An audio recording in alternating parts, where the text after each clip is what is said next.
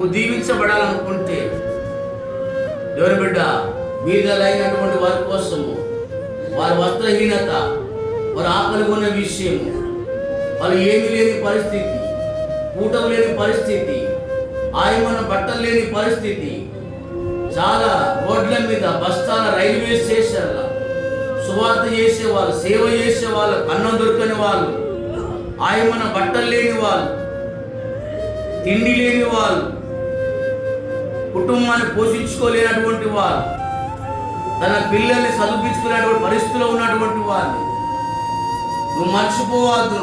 వారి కోసం నువ్వు మొరపెట్టాలి, నువ్వు వారి కోసం నువ్వు ప్రార్థన చేయాలని చాలా దేవుని వాక్యం సెలవిస్తున్నది.